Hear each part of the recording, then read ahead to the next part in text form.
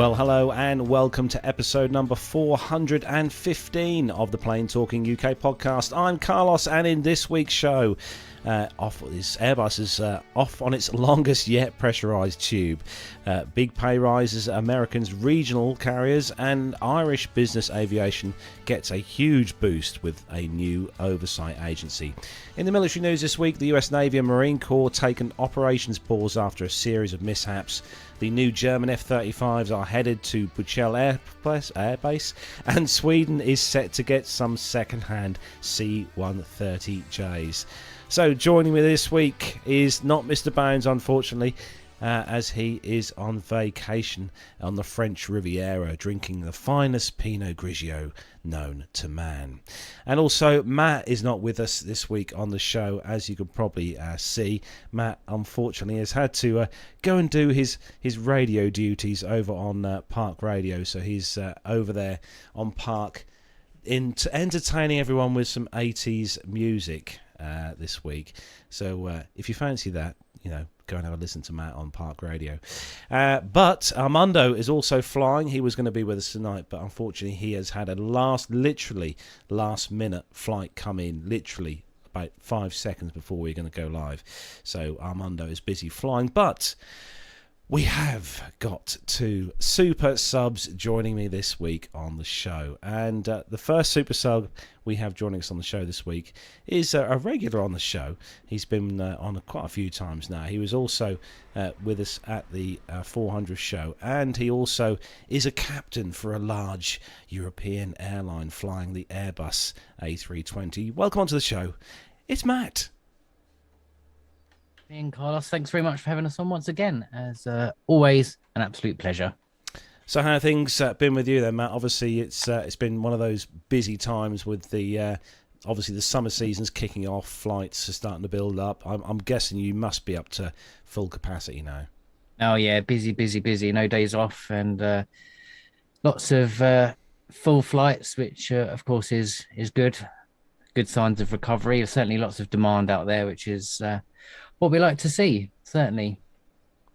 Excellent. And also joining us this week on the show is another amazing super sub who was also a guest special VIP speaker at our 400th. And it gives me great pleasure to welcome back onto the show everyone's favourite engine tech person is, of course, Peter Collins. Oh, well, I mean, what an introduction, man. I mean, my head will get too big. These headphones will fly off. Lovely to be back. I love, working with you guys. It's fantastic. Thanks for having me. Oh, thank you, Peter, for joining us. And again, to you, I'm guessing things have been on the busy scale for you in the last few months. Yeah. There's been obviously everything that's happened over the last few months and years. A lot of movement, things changing around, people buying airplanes. So yeah, I've been keeping pretty busy, really. So it's good stuff. Oh, excellent. It's good. I do keep obviously following you on social media, and every time I check, you're at some other airport within UK or Europe somewhere, poking screwdrivers into engines and stuff like that. Yeah, that's right. Luton, lovely stuff. But yeah, around and about, yeah, definitely. A lot of M25 sitting there looking at the world go by in the world's largest car park. So, have you been poking around any of our other hosts tonight? Matt, any of his favourite aircraft, the A320s? Yeah, quite a few boroscope inspections, Airbus A320. Yeah, pretty regular stuff, really. So, good. So you're safe to go, Matt. Now you can fly. Excellent. That's what I like to hear. So we've got loads of stuff to get through on tonight's show, but we're going to have to say a quick hello to everyone in the live YouTube chat room this evening. I'm going to go run through all the people in there this evening. Joining us, Richard Adams, hello to you. Mazus Karim is also in there, hello to you as well. Alan White, Alan's in there, good to see you. GB's Model Zone, hello. Our main man, Micah, Uncle Micah's in there, wielding his blue spanner of death, ready to take out any bots that jump into the chat room this week. Masha, hello to you. I'm scrolling down. Arnie, hello to you. Arnie Carlson, hello to you. Hope you're well. He's He's Possum Town using Starlink. Arnie's using Starlink, which I think we've all talked about on the show here at some point in time. Have you heard of Starlink, Peter? This new sort of internet thing. Yes, interesting, really, and yet another way of getting fast internet. Sounds good. Yeah, so it's good. It's good. Richard Adams, hello to you. John Jester as well. He's an ORD. Hello to you as well. Next to ORD, we've got Matt C. Hello to you. We've got, scrolling down, make sure I don't miss anyone out. No, I don't think I've missed anyone out. Hopefully not. But hello, welcome everyone who's joined us on the show tonight.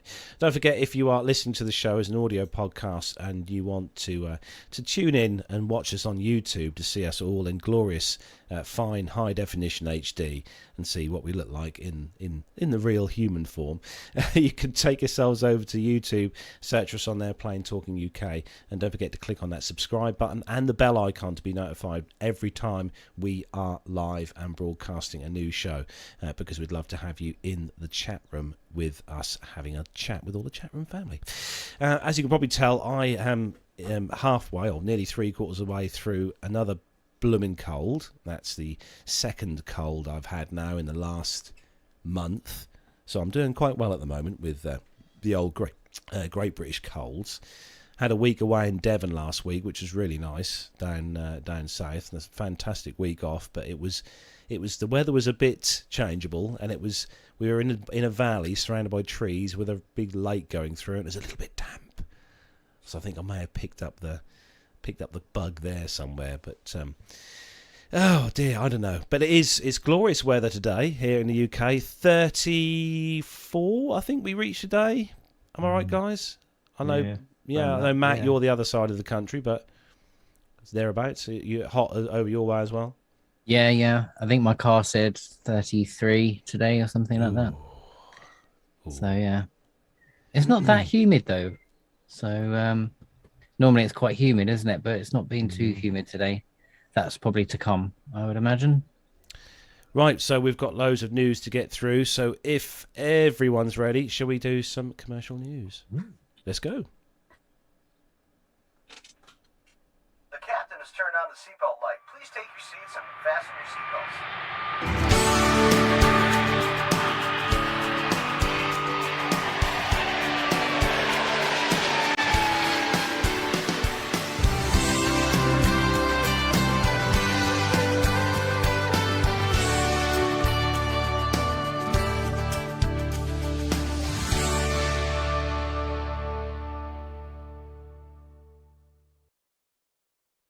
So, Matt, the first story is with you this week. Yes, one close to my heart. So this one is Airbus embarks on the A321 XLR flight test campaign with maiden sortie, and this comes from flightglobal.com. So Airbus has commenced the flight test campaign for its long-range A321 XLR variant after the initial prototype lifted off from Hamburg Finkenwerder. The aircraft, powered by CFM International LEAP 1A engines, took off at about 11:05 on the 15th of June. It's carrying a crew of 5, comprising 2 experimental test pilots and 3 test engineers, who aim to check the XLR's flight controls, engines, and systems, such as flight envelope protection at various speeds. Airbus intends the aircraft to enter service in early 2024, offering carriers a range of up to 4,700 nautical miles. The XLR is the latest version of the A321neo twin jet line. The first test aircraft, MSN 11000, was rolled out in its paint scheme in May. While Airbus has already developed a long-range variant of the A321neo, known as the A321LR, the XLR will further enhance range capability. It will feature a substantial modification of its fuel system with the inclusion of a large aft center tank. Airbus initially unveiled the XLR at the Paris Air Show in June 2019, and structural assembly of the jet began last year. So very exciting stuff for those of us in the Airbus world. It's quite a big increase. I think the A321LR has a range of about 4,000 nautical miles. So the XLR adds about 700 miles onto that range. So, yeah, pretty interesting stuff. opening up some interesting routes, I guess, for carriers that will be having this aircraft type. So do you think the airline that you fly for, Matt, will purchase some of these, or do you not think the routes that you've got will be? I don't think so initially. No, I don't believe so. There's obviously JetBlue are already flying across the pond with it. And I believe that this will open up the ability for more airlines to do so, of course, because you can fly it with an A320 family rating. So you can go effectively long haul with the same rating. So the costs are much lower on a smaller aircraft like this. It could be very attractive to a lot of airlines out there. And I'm sure Pete will tell you. I was going to say, Pete will know that these Leap 1A engines are fantastic with their fuel efficiency, and this extra range, the costs are going to be significantly lower compared to a much larger aircraft because of the smaller engines. Absolutely right. Yeah, the Leap engine with its TAPS, twin axular premix swirler, nitrous oxide emissions down. I forget the exact amount, something like 14% more efficient, 13, 14, something like that. It's really good. I was actually going to say, Peter, what are your thoughts on? We talk about it on the show quite a bit, but what are your thoughts on this? The whole kind of long range, narrow body kind of flights. You know, I mean, a lot of people have said it doesn't really bother them what aircraft they're on if they're going long haul. You know, as long as the seat is comfortable, it doesn't matter. You know, twin aisle or single aisle. I mean, you'd be surprised. A lot of the aircraft that have existed for quite some time have always had, on paper, the capability to fly a certain distance. There's the ETOPS and everything else extended, being able to work over vast areas of water. And of course, the gas turbine engine, you know, really quite low wear and tear, pretty much. And, you know, if you've got more than one engine as well, there's reliability there. So it's not something new, really, having twin engine aircraft flying over long distance. And the routes are always very carefully chosen. So I think it's certainly the way forward. And if you get that weight mass balance thing and number of passengers on board right, you maximize efficiency. So as a passenger, Peter, a passenger, you wouldn't mind going over to the States on a 321? Nah, I mean, I love them. I think they're great. You know, obviously I work with them inspection wise, but no, I'd have no problems with that at all. I know one particular host who would have problems with that. He's not here though. Anyway, move on to the next story. This one is come to us from simpleflying.com and cnbc.com, and it says here, big pay rises for pilots at 2 American Airlines owned regional carriers. So pilots for 2 American Airlines owned regional carriers will enjoy massive, and they say the word massive, pay rises after senior management moved to stem resignations. Maryland-based Piedmont Airlines and Texas-based Envoy Air are increasing pilot pay in some cases by almost, check this, 90% to keep existing pilots loyal and attract new recruits. Simple Flying says Envoy Air operates more than 150 Embraer jets on American Airlines regional routes. According to a CNBC report, Envoy employs around 2,000 pilots and loses roughly 80 pilots a year to other carriers while recruiting around 60 new pilots annually. So their pilot pool is steadily shrinking. In particularly strong demand are Envoy Air captains. Envoy Air announced a new agreement with Airline Pilots Association ALPA, which includes a 6% increase in pilot pay rate for first officers and a 10% pay increase for captains. Additionally, Envoy pilots will receive a pilot supply premium of 50% added to their hourly rate until August 2024. Meanwhile, the Piedmont camp struck a similar deal, the airline increasing its first-year captain's pay from $78 per hour to $146 per hour, an increase of 87%, and the first year officers pay from $51 per hour to $90 per hour, a 76% pay rise. The increase comes outside of the contract amendable date and includes a contract extension from 2024 to 2029. Piedmont flies around 50 Embraer ERJ-145 jets on American Airlines regional routes, and CEO Eric Morgan told CNBC he was losing approximately 25 pilots a month to American airline mainline operations and could not hire enough replacements to cover them. Consequently, Piedmont Airlines has grounded 10 Embraers simply because they don't have the workforce to fly them. So, pilots' pay, obviously, Matt, you obviously fly for a large airline here in Europe. I mean, obviously, you can see there what the pay is like there. Is the pay a lot better in the US as opposed to what it is here in the UK?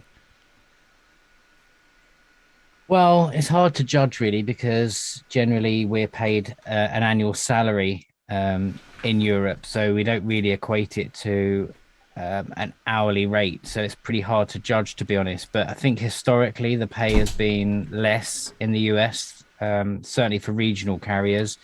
Legacy carriers and long haul has been significantly more than Europe. So yeah, it depends really on the airline.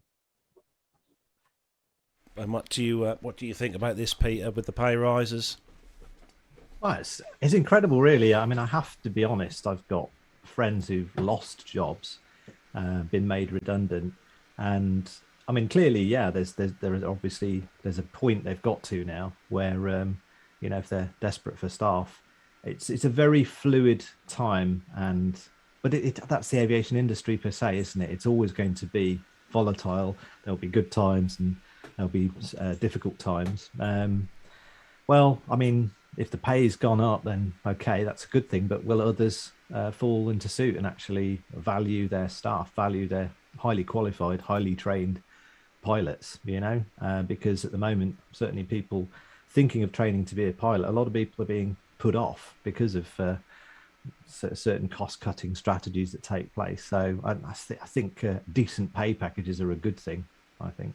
And in the UK, 2 airlines in the last couple of weeks have just proposed similar ones, nearly 10%. The other one is 10% pay rises. So I think airlines are in a situation where they're trying to attract the best staff, or they're worried that there's a couple of big airlines that are recruiting quite heavily or about to start recruiting heavily. And I think airlines are concerned that these big brand airlines are about to recruit are going to take away all of their staff or their talent. So they're incentivizing people to stay with these pay rises. So it'd be interesting to see what happens there.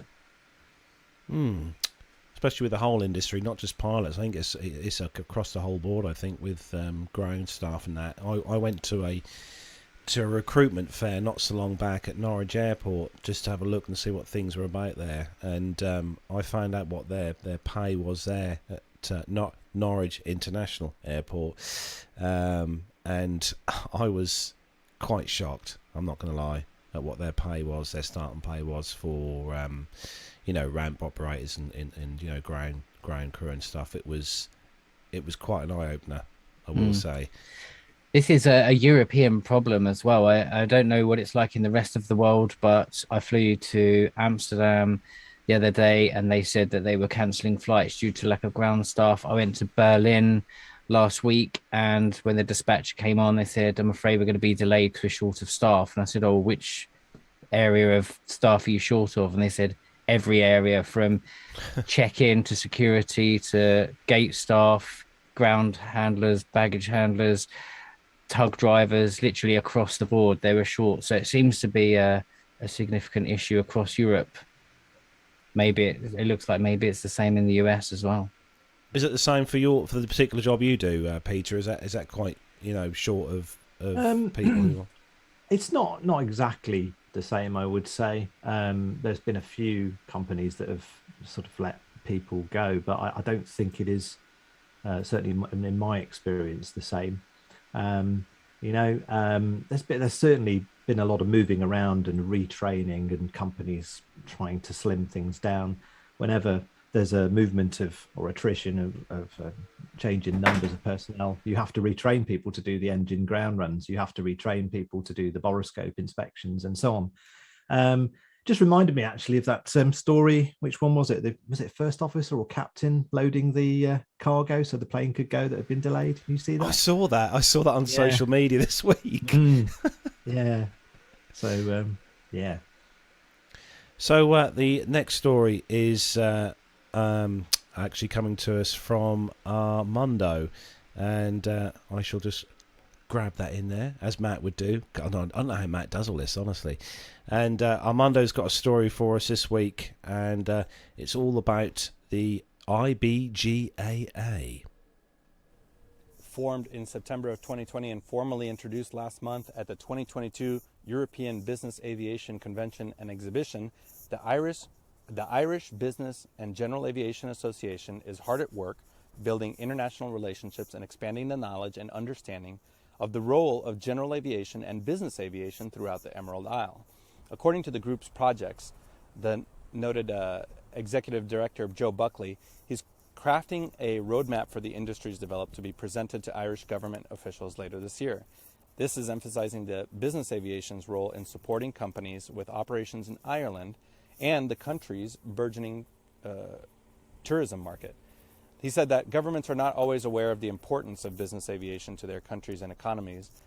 One of the founding members of the IBGAA, along with Josh Stewart and Dave Scully, they said that these markets drive the growth for Ireland's regional airports and in turn the smaller communities that they serve.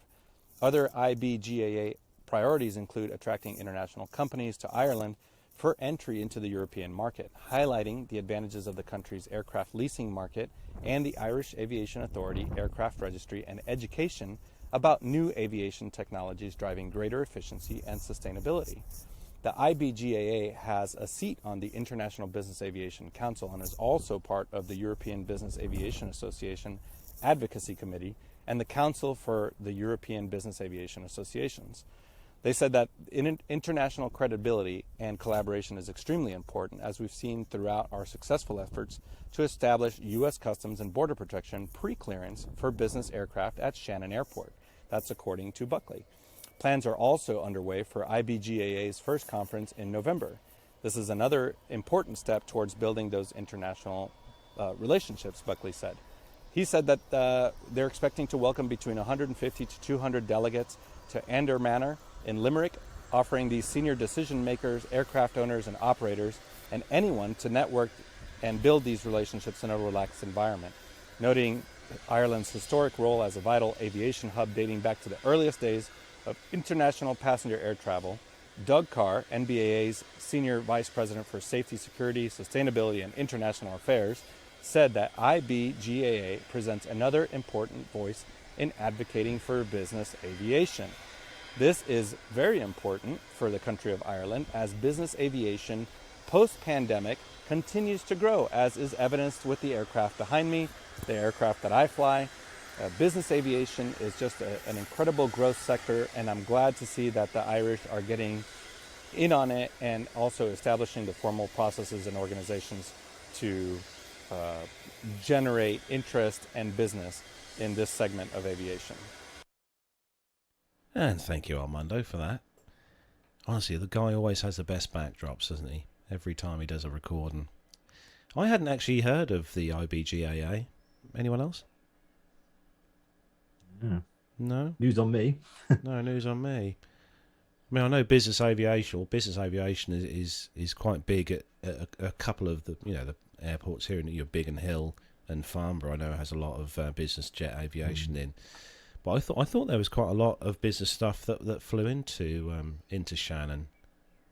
Matt, you got any thoughts on that? I think any projects that are helping boost any part of aviation can only be a good thing, can't it? So yeah, absolutely. So Peter, you've got the next story, and yes. this is a good one for you. This is all to do with tech stuff. Oh, so yeah, we've got OneWeb in-flight LEO broadband test hits 260 megabits per second on a Boeing 777. This is from ispreview.co.uk. So British registered OneWeb, which is partly owned by the UK Gov and building a global constellation of low Earth orbit-based ultra-fast, low-latency broadband satellites, has worked with commercial aviation terminal partner Stellar Blue Solutions to successfully test in-flight connectivity aboard a Boeing 777-200LR plane. The company has already launched 428 of their small, around 150 kilogram low Earth orbit based ultra-fast, 100 megabits per second plus, and low latency, sub 100 milliseconds, broadband satellites into space. That's a lot of satellites. Orbiting at an altitude of around 1,200 kilometers, and their initial plan is to build a constellation of 648. 588 are needed for coverage, the rest for redundancy, which is enough for a reasonable level of global coverage. The rollout of this constellation has faced delays due to Russia's war with the Ukraine, but they expect to resume launches later this year. In the meantime, other avenues of development are getting brought forward. OneWeb and Stellar Blue partnered with antenna technology provider Ball Aerospace to incorporate its electronically steered arrays. They have recently conducted a successful test of their in-flight Sidewinder platform aboard a Boeing 777-200LR that took off from Fort Worth Alliance Airport in Texas. The new Sidewinder terminal is ARINC 791 compliant to ease integration on commercial aircraft, with a smaller form factor option for installation on regional jets and single-aisle airliners. The test flight crew simultaneously demonstrated the ability to connect Microsoft Teams calls, conduct 4K YouTube streaming, Netflix, online VR gaming, and Nintendo Switch gaming, among other structured performance tests. Maximum speeds of 260 megabits per second download and 80 megabits per second upload were achieved, all while operating well under 100 milliseconds of latency. By comparison, a lot of existing in-flight satellite solutions tend to supply capacity of 50 to 100 megabits per second to the aircraft, while latency times can be in the highly variable 600 to 4,000 milliseconds territory. But that's on a good system. Some older platforms are much worse. The test flight was the first of several that will occur through the rest of 2022. The flight highlighted the advancement in performance of the antenna technology and verified the reliability of the connectivity during taxi, takeoff, landing, and typical aircraft flight maneuvers. Assuming all continues to go well, then OneWeb will be aiming to achieve certification and availability in mid-2023. There we are. This is quite a big thing with all the different companies now doing all this, trying to get the best, the fastest broadband or internet speed while you're on an aircraft. I have to say that the BA flight that I took over to the US in December on the 777 and going out on the 350, actually I thought that the speed was really good. I purchased the an hour's worth of usage on BA, and I was able to really rapidly send pictures on WhatsApp using their and upload from people sending me stuff as well. So it changes the enjoyment people have with the flight. I mean, a lot of people want to work, and there's a lot of people doing regular long haul travel. Well, soon get through the library of films and stuff. So. Although I must admit, I was on Flight Radar 24 for quite a time. Cool. Other apps are available.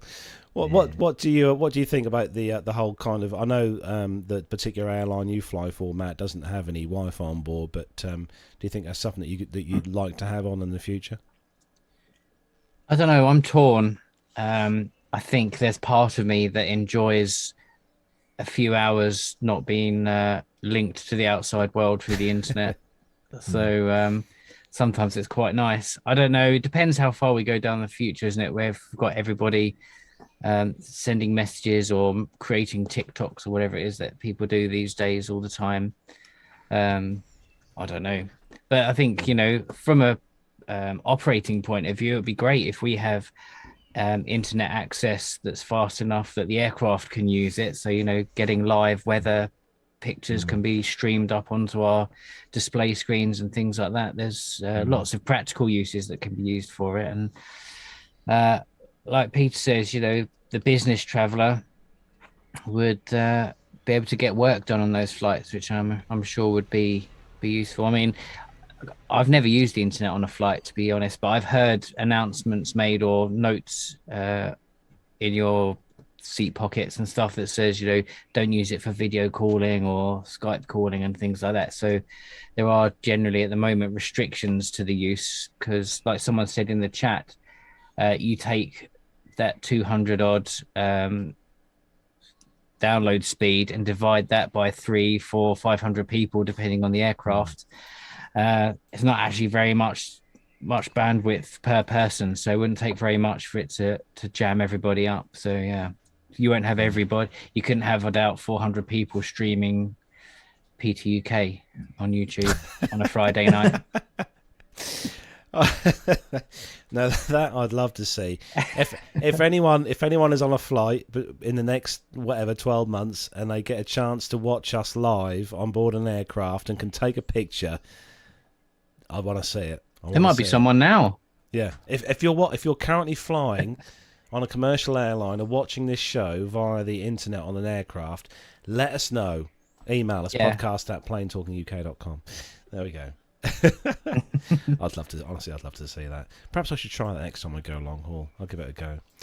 So this next story comes to us from the sportbible.com, and ex-Premier League footballer is now a Jet 2 pilot after retiring at age 27. 27 retiring. What am I doing wrong?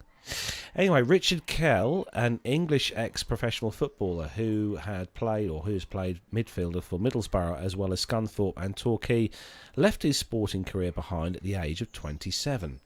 The now 43-year-old has since revealed why he decided to ditch the pitch for the Skies after suffering a devastating injury when he broke both of his legs. He reflected how he had just recovered from one of his broken legs and was struggling to get back to full fitness at Scunthorpe. When out of the blue, he ended up getting chatting to a pilot while waiting in the airport for a pre-season tour to Ireland. The former midfielder explained that on his return, he went to his nearest airport, Humberside, made initial inquiries and had completed around 10 or 15 hours training. However, he said his fitness returned, he signed a new contract, and his pilot training was put on the back burner for a time. Despite the apparent contrasting nature of the two professions, Kell noted how he found certain skills being a footballer were transferable to being a pilot. He said, "I was analytical as a footballer and always wanted to learn more. Also, football gave him interpersonal skills. Being confined within the tin box of a cockpit at 35,000 feet means he must appreciate his co-pilots and the other crew he has to interact with." Finally, he said, "My overall touch and hand-eye coordination is a great attribute to have as a pilot, helping me significantly know when to apply power and rudder." However, Kell reflected how becoming a pilot was just as hard as becoming a footballer. Really? He said his chosen career was every bit as hard to get into as football and can be equally as competitive. However, he said, "I failed to gain my commercial pilot's license. I could still have gone and done something more mainstream and familiar." But he didn't want any niggling doubts on what ifs later on in life. He noted how aviation lasts you up till you're 60 or 65 and believes he's put his insurance money after his football retirement into good use. The former midfielder recommends that other players try and capitalise and think of your transition when things are going well, rather than only thinking about an alternative career when in a difficult period. No matter whether dribbling a ball or steering an aircraft, Kell reflected that he's always wanted to do the job to the best of his ability. Now, I have absolutely zero interest in football, as most of the listeners of the show will know, so I don't know who this person is. But retiring at 27, becoming an aircraft or an airliner pilot, I suppose it's not a bad career move. I mean, you enjoy it, Matt?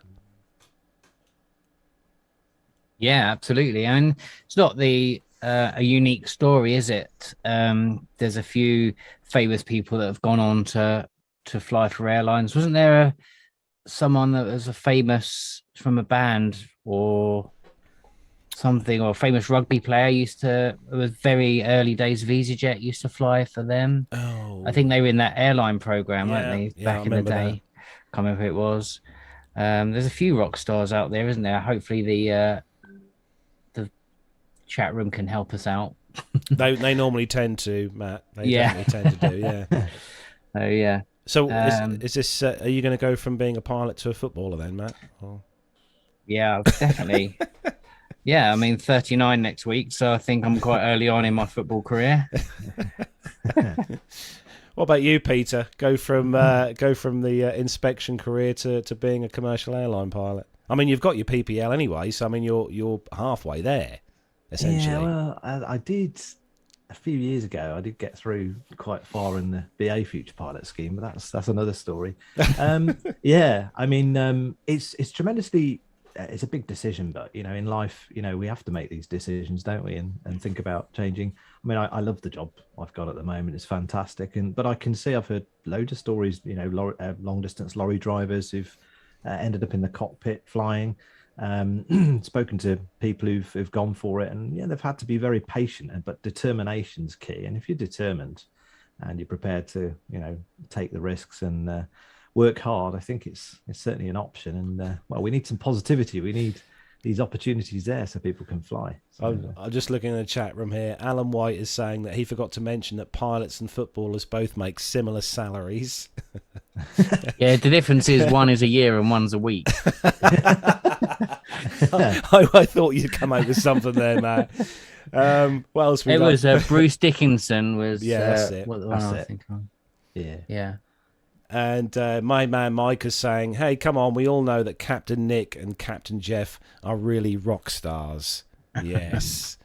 Yeah, we know. Definitely. I reckon Captain Nick and Captain Jeff, I bet they used to have their own rock group, They just haven't told us years ago. Someone searched that one on the internet. There's probably something on there. Anyway, moving on. Sorry, the person I was thinking of at EasyJet was Tony Underwood. That's it, Underwood. Yeah. That's it. Yeah, Well Tony done. Underwood. So, Matt, you have got the next story, and it's all about seat sensors. Yes, another techie one. This one's titled Seat Sensors, New Lights and Sugarcane. How will future aircraft cabins look? So this comes with a couple of links here, Aerotime and in Aviation on the Net. We've got Aircraft Interiors Expo in Hamburg brings together airlines, designers, engineers, and manufacturers to show off new concepts and products for cabins and in-flight entertainment, and was held for the first time since 2019 as a result of the COVID-19 pandemic. So what things have we got? So they've got smart seatbelts and noise-cancelling headrests. That sounds certainly like a good idea, doesn't it? German company ACM Aircraft Cabin Modification was touting its range of smart products, including a seat belt that senses whether you're strapped in and heart monitors that can tell if you're stressed. God, can you imagine all the alarms going off as the aircraft vacates the runway of everyone undoing their seatbelts? Anyone that works for an airline, there's nothing more irritating than hearing 200 clicks as you're coming off the runway. Yeah. It's especially useful during turbulence, Managing Director Arash Noshari explained to Aerotime in Hamburg. It means the crew can quickly get an overview of whether passengers are buckled up, which is a good idea. Hopefully it can sense that it's actually around somebody. Otherwise you could just do it up and have it behind you, couldn't you? But I guess it says it's got a sensor, so maybe it knows. The company has also developed sensors that can be embedded into seats to monitor heart rate, providing an ECG-style readout. The use case scenario here is for pilots and single pilot technology. Should the pilot become incapacitated, people on the ground could be alerted and then potentially control the aircraft from the ground to a safe landing. The third smart product the company has developed are headrests with active noise cancelling, which Noshari says can reduce sound energy by 30%. So some interesting developments there. There's a picture up that you can see of how this is supposed to work. Next, we have Jedi reading lights. German glass manufacturer displayed its brand new pebble-like reading light, Jade reading light, at the expo, which it says is the first glass-based touch function light for aircraft. The smooth light has no movable parts, thus reducing maintenance costs, and because it's glass, can have any design printed onto it, such as wood or marble effect or branding, making it highly customizable for airlines. Airlines can also control the color of the light during boarding, for example, to match their branding. For passengers, swiping with your finger dims the light or changes the position of it slightly. You feel a bit like a Jedi with this, apparently. Um, it could also be easily cleaned with a quick wipe, unlike other lights with movable switches or lamps. Interesting. I don't know any aircraft. Are there many aircraft where the lights move nowadays? I think most of them, they're just a button that turn on, aren't they? Yeah. But yeah, I think branding, you get the 787 has all this mood lighting, doesn't it? So I guess that's aimed at that sort of market.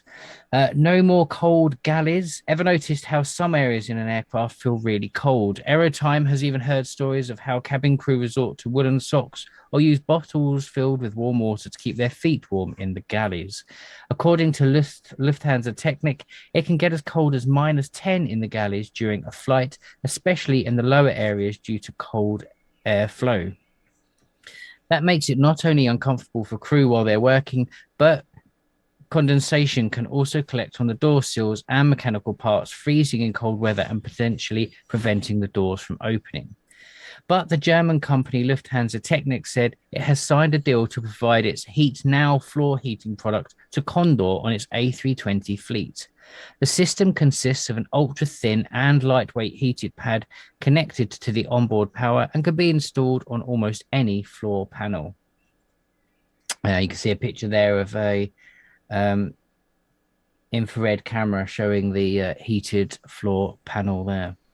Interesting. It's not something I've ever heard the cabin crew complain about, to be honest. In fact, we often keep it pretty cool in the flight deck. Yeah, we keep it pretty cool in the flight deck, mainly because it's a bit like a greenhouse. We often have the sun shining on us, and we're often pretty hot, so we have it quite cold. And often the cabin crew come in and comment on how freezing cold it always is in the flight deck. But I guess they got this information from somewhere. There must be some airlines or some crew that are finding it cold in the galley. I'll be asking when I fly tomorrow if they ever get cold in the galley.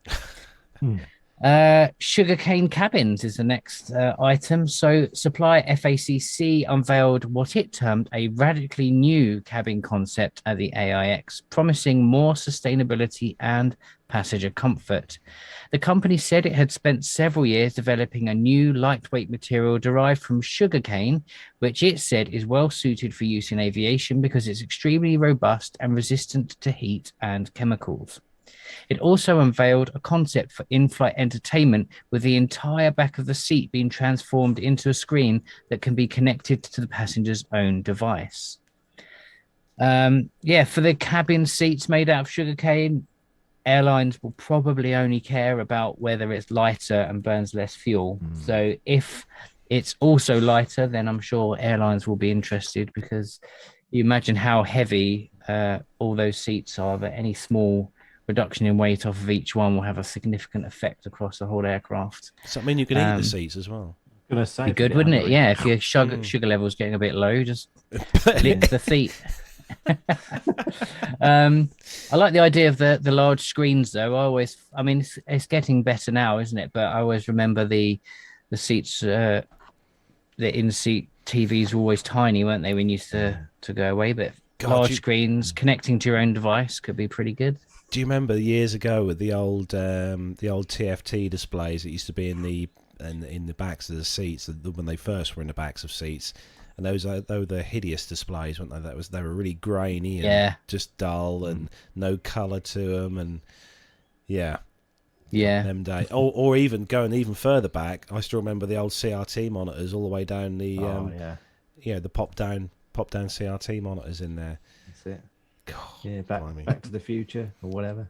Everybody watching the same one. Hit rewind. I think Lockheed had it worked out properly in the TriStar back in the day when they had those the original old school projector, where they had the colour light projector screens. That's it. Yeah. I mean that was I mean, that technically is the first cinema in the sky. I think personally, what Lockheed had with them. I think Douglas done it with the DC-10 as well. I can't remember, but I know Lockheed done it with the TriStar anyway. Yeah. Mike has got a good point. If it got too hot in the cabin, would it all turn into caramel? Could be an issue. It will lose out. Could be an issue. Yeah.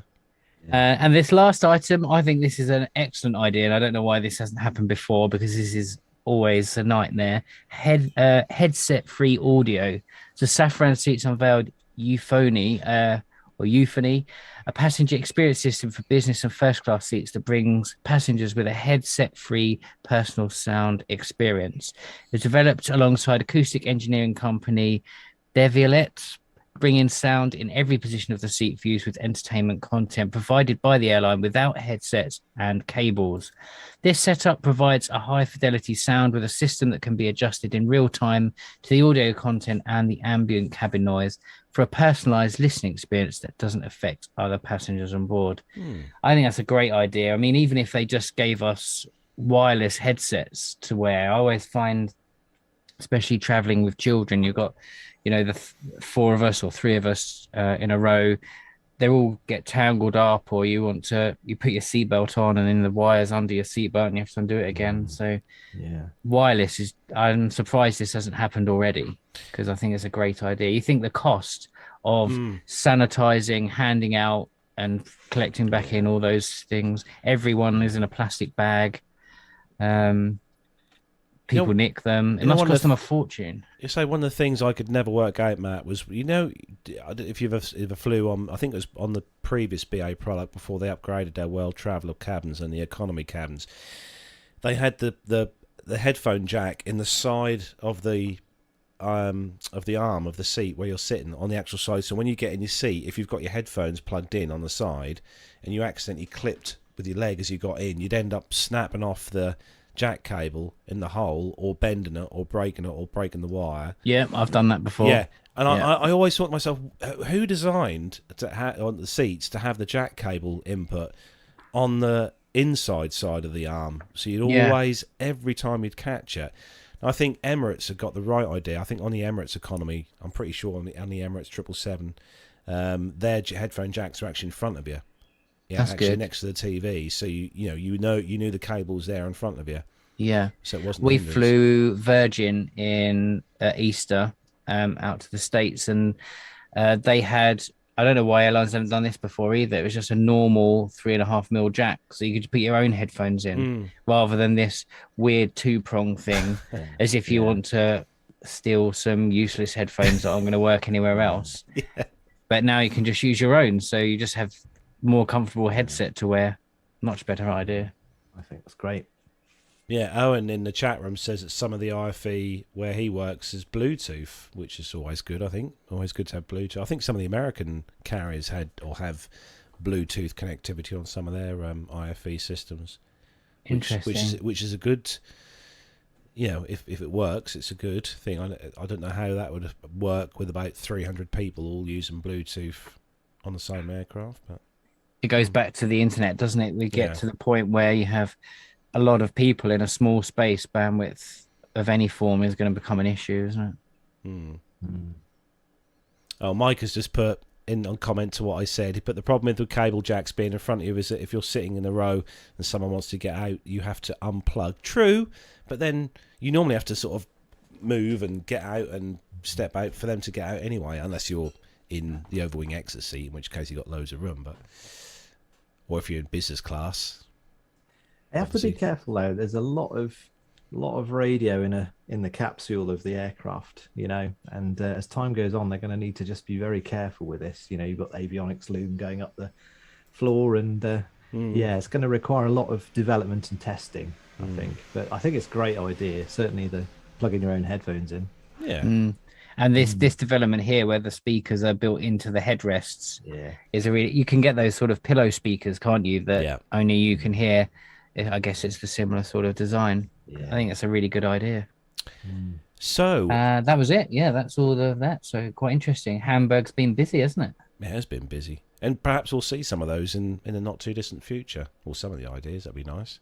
to have some of them come out into the world. Next story comes to us from Armando, and Armando is going to be talking to us all about a pilot controller faulted in a crash. This comes to us from the AINonline.com.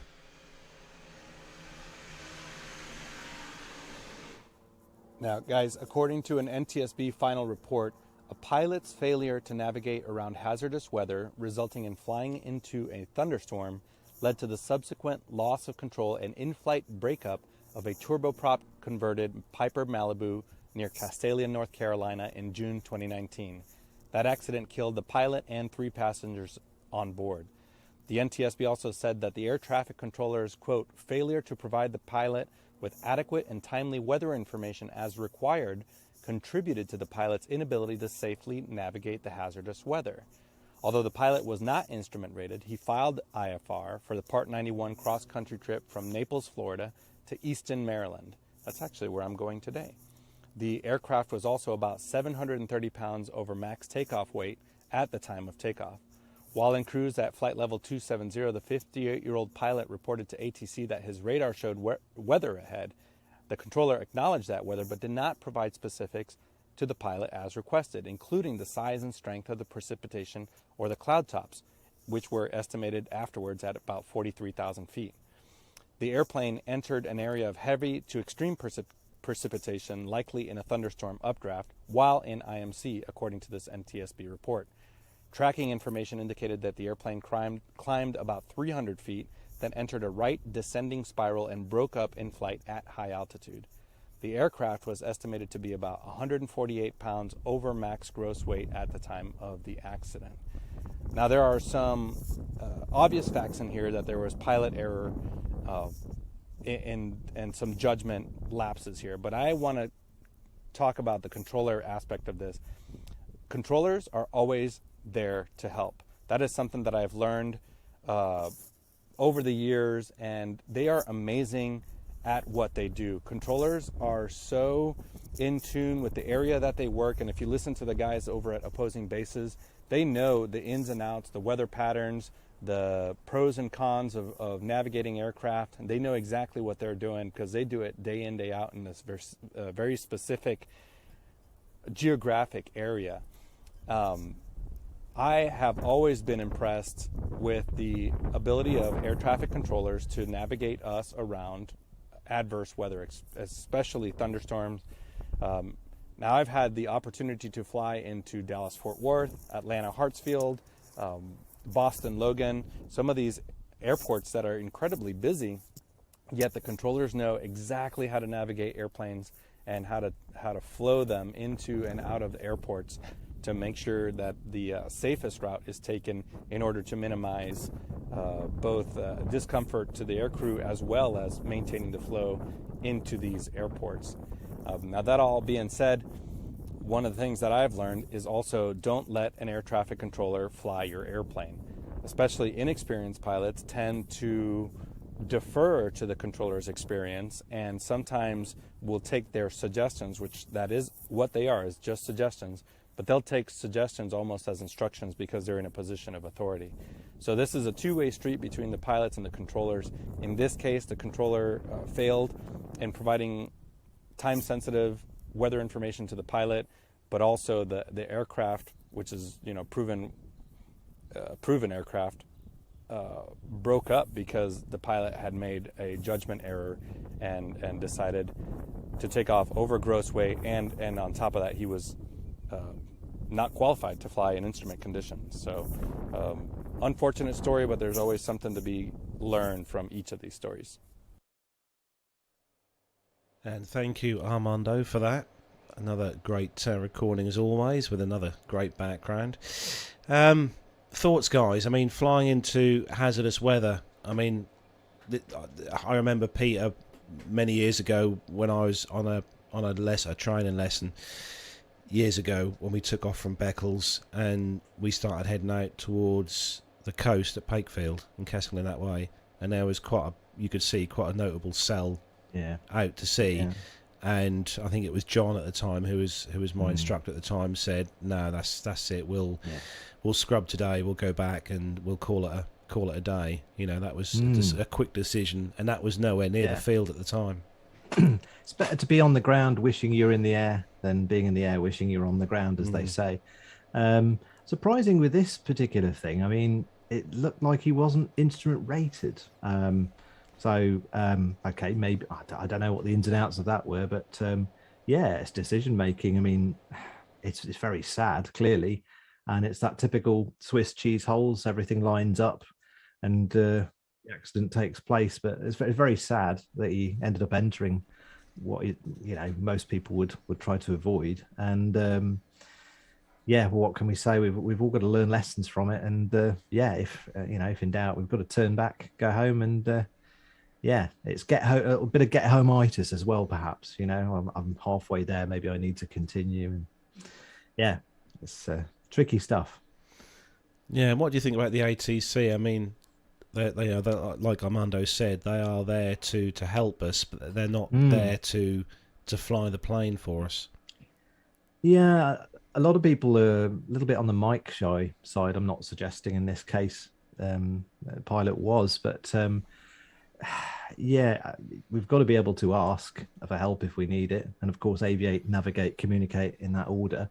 But don't be afraid to ask. I'm surprised that the information wasn't made available. That was pretty a pretty big oversight, really. But I mean, ATC are there. They're often very, very good, and just a whole bunch of things seem to have lined up in this case, and it's a real surprise. You ask why. Well, we need to learn from this, don't we, and see why did it happen, what was missing.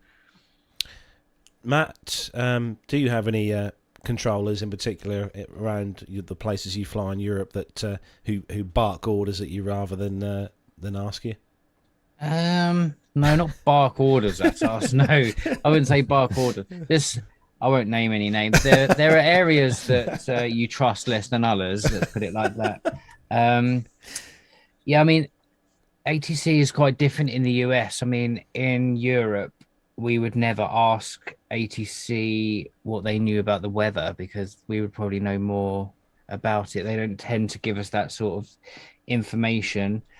Interesting parts here, as we've already mentioned, the person, they filed IFR, but they didn't have an instrument rating, which I've heard quite a few accidents in the US that have this sort of scenario.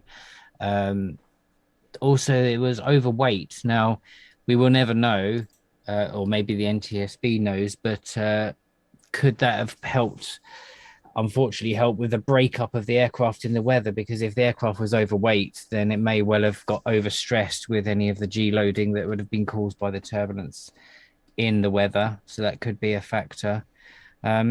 Interestingly, it says he's got weather radar ahead. So I don't know what the weather radars avionics were that were fitted to this, whether it was a very simple storm scope that just shows bands of red on a sort of scale, or whether a full digital weather radar. But maybe they weren't well trained on it, or maybe they weren't very current, I don't know. But even on big airlines, A320, we wouldn't go through any thunderstorms like that.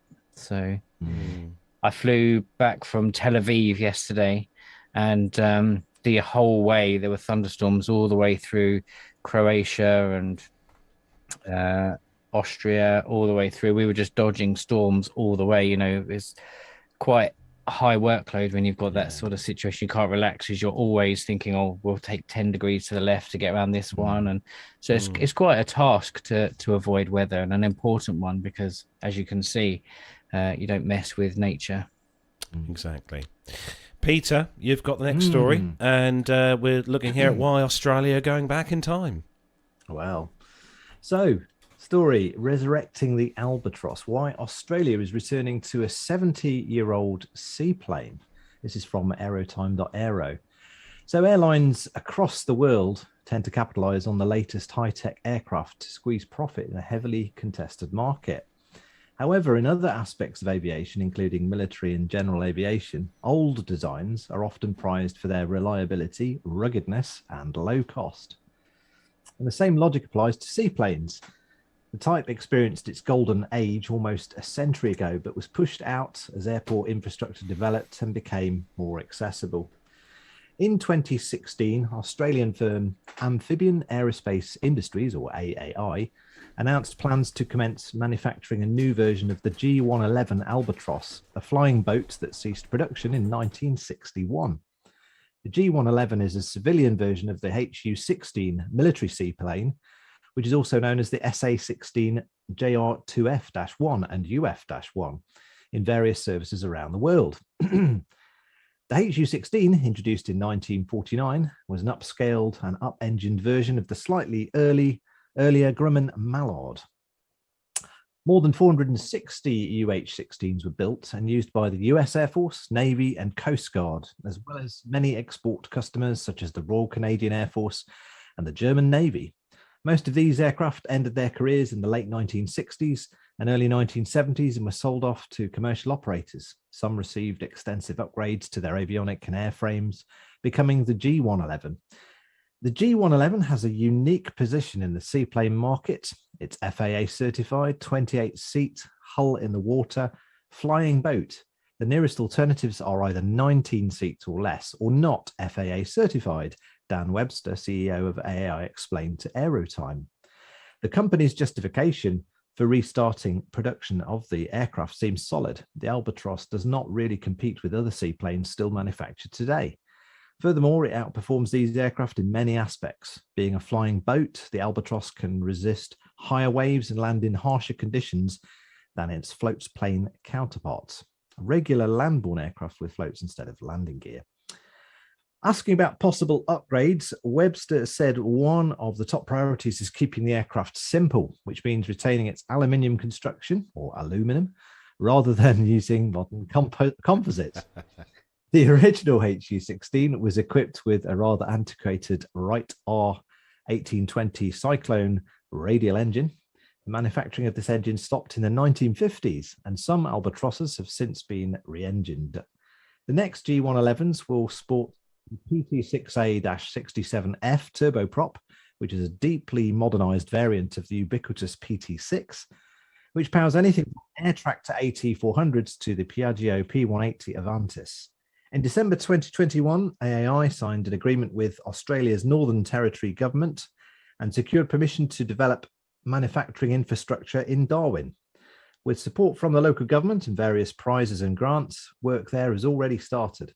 According to Webster, by December 2022, AAI's research and development team will be housed in a new building in Darwin with a new hangar serving as a home to two of the company's G111s.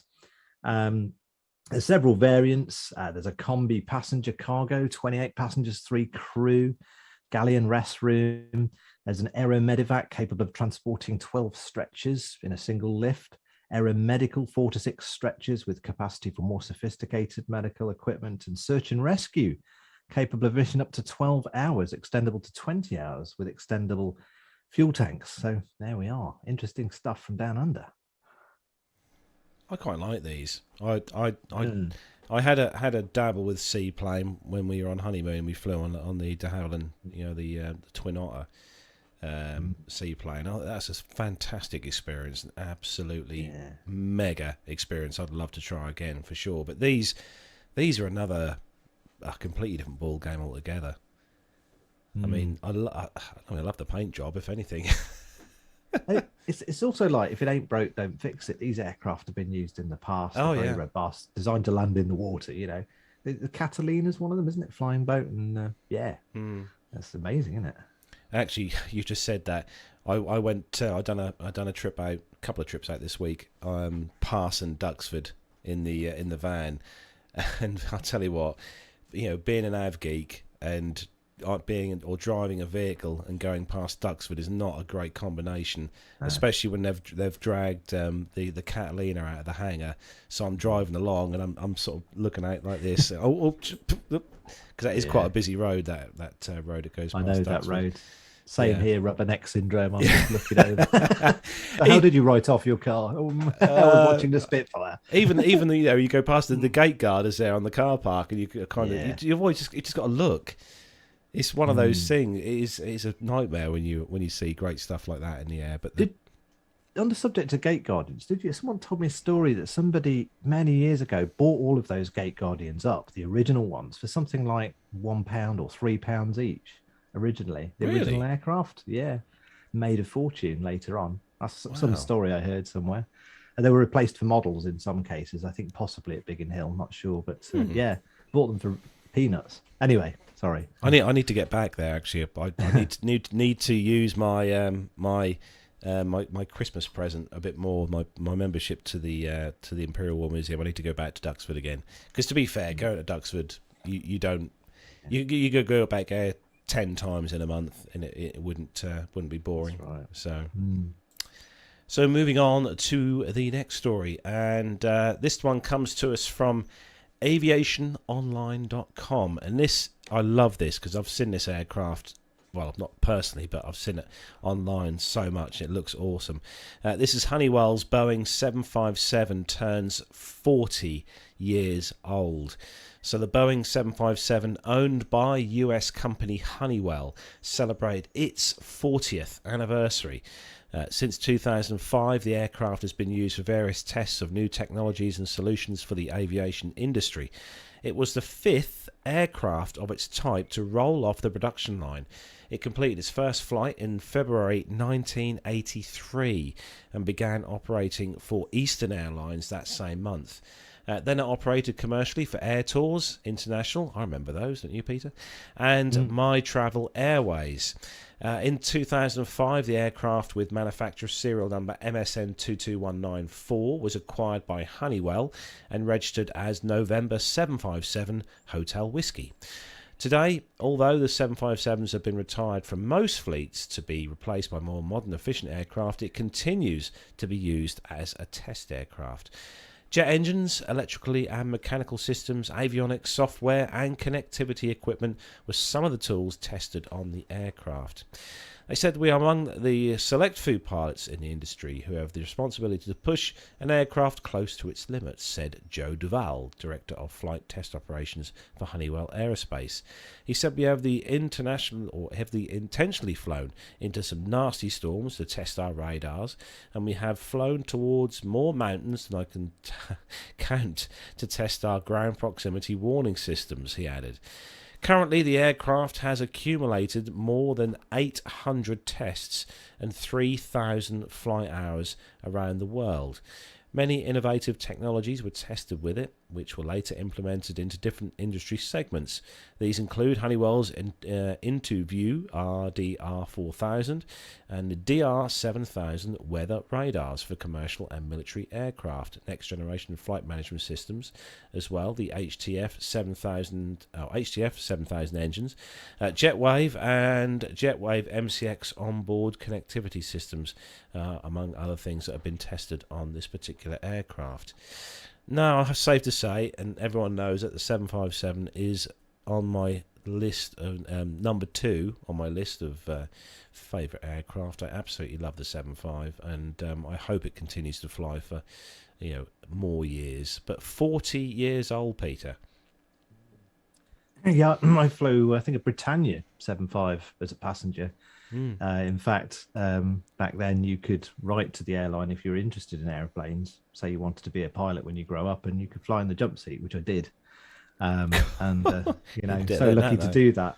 That was fantastic. It was the captain's retiring flight, and he did a manual landing. It was a bit on the heavy side, and the manual came out and hit me. But it was fantastic. And everybody I've spoken to, pilots, I've even heard that a number of companies have said, have gone back to Boeing and said, can you not sort of rejig this, bring it out again? We love it as an aircraft. The performance, particularly, pilots raved about.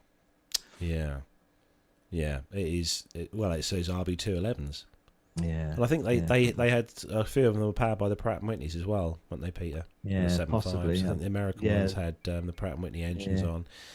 but I know BA had theirs, and theirs were powered by RB211s, which is why they were pocket rockets, I think they were referred to as well, weren't they? But Matt, I know you're an Airbus aficionado, but any thoughts? Oh, it's lovely aircraft, isn't it? Everyone I speak to that's flown the 75 has absolutely loved it. Almost identical story to Peter, actually. When I was quite young, I went on holiday, and I had a little job at a local airfield, and one of the instructors there went off and got a job at Britannia, and we were going on holiday, and they just happened to be on the flight as the first officer. So back then you could go in the flight deck the same, and told the cabin crew, oh, I know the pilot, and he went up and they called me up and did the whole flight on the jump seat. So it was amazing. Yeah, so we did I think it was into Ibiza or somewhere, or Mahon, on the jump seat on the 75. Fantastic. And yeah, pocket rocket, everyone says, they were so overpowered, those aircraft, that they were always used to climb up vertical. They were amazing. So yeah, and what an interesting life that aircraft's had. It's got a turboprop stuck on the side, flying towards testing GPWS. Amazing workhorse. That aircraft has probably saved a lot of lives with its research. Definitely. So, yeah. And long may it continue to fly. Yes. So moving on to the next story, and this one comes to us from Armando on this next one, another one recorded to us by the awesome legend that is, and this one is from the dailymail.co.uk, and it's all about a hero pilot saving hundreds of holidays. A hero pilot saved hundreds of holidays by getting out of the cockpit and loading luggage onto his plane that was delayed by 32 hours. Passengers watched as this pilot, known only as Simon, rushed to help the staff at the Manchester airport after the flight was finally given a 40-minute window to take off. Catherine Cox, who was among those traveling from Manchester to Crete, said that the pilot was, quote, the hero of our holiday. But of course, this comes as it was revealed that senior executives at TUI enjoyed workations in the run-up to this week's chaos. The firm allowed members of its head office to log on abroad to improve their, quote, work-life balance. Andrew Willis, the head of talent acquisition and workforce management at TUI, said that he had plenty of time to enjoy his all-inclusive TUI hotel in Ibiza while working poolside. That's according to the Daily Telegraph. TUI said that they are proud of the flexible ways of working that they offer their colleagues. Now, on this Manchester flight, Jenny Cook, which was one of the passengers, claimed that the hands-on captain saved hundreds of TUI holidays. She said that the pilot had told those on the flight that the crew were doing everything in their power to ensure that the flight took off. He said, even my co-pilot is out there loading bags. Mrs. Cook from Warrington in Cheshire revealed. We looked out the window, and there he was. Next thing we knew, we were taxiing onto the runway. Everybody on board was cheering. Simon had gone above and beyond. Mrs. Cook, who was traveling with her husband and their daughters, added that the pilot should be recognized by TUI for his work. Now, this is one thing that I want to talk about. For us pilots and air crew and the cabin crew and everybody involved, reminder, we also want to get you there. Many times we will do everything in our power to get that flight off on time, or at least as close to on time as we can, especially when the last minute word comes that we can go. Reminder, also, delays affect our schedules. We don't want to be delayed because it just gums up the whole rest of your day, possibly even the rest of your week. As flight crew, we also value customer service. We want to ensure the best experience for our customers and everybody involved. So sometimes there is a little bit of a disconnect between management and the people out there on the line, both on the ground crew and the air crew doing the work. But we will never do this at the compromise of safety. So good job to this pilot. Definitely a good job. Actually, I saw that video. You mentioned that earlier, actually, didn't you, Peter? That video. Yeah. I think it was on Twitter. I saw it on Twitter, on one of the Twitter feeds of him doing that. I'm guessing that would be 100% something you'd do, Matt, to get your flight, going, if you had to.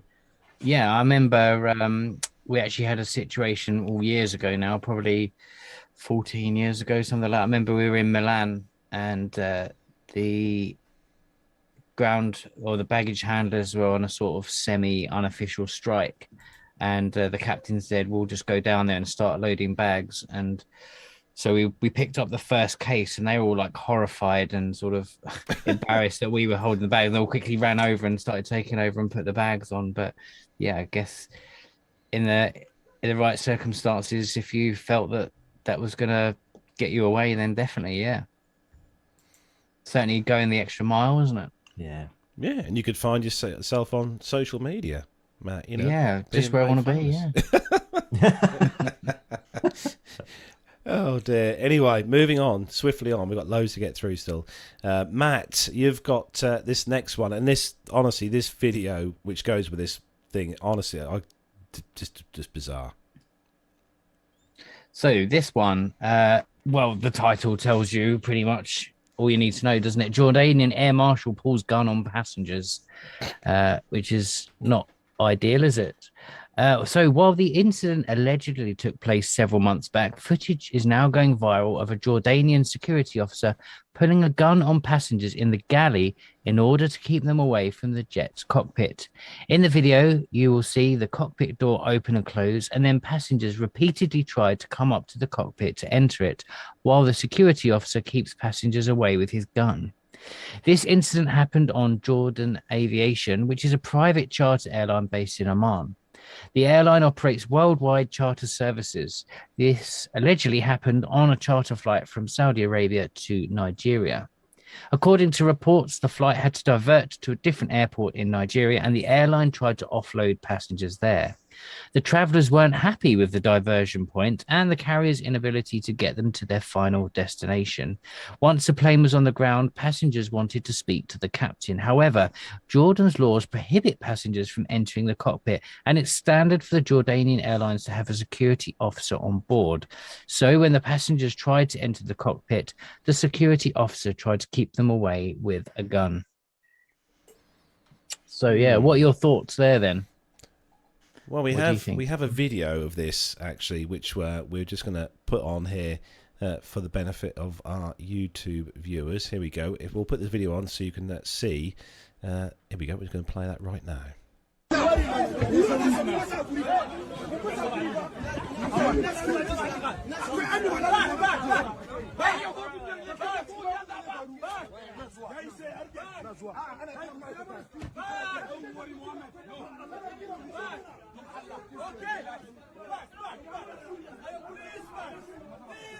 Certainly not a great situation to be in.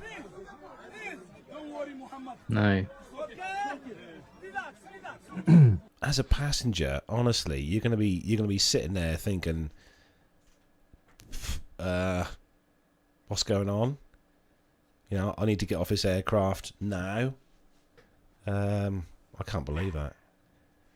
It's difficult to know what to say, isn't it? Because, you know, who in their right mind would, you know, if you're on a bus going to Norwich or wherever, go up to the driver and have a word.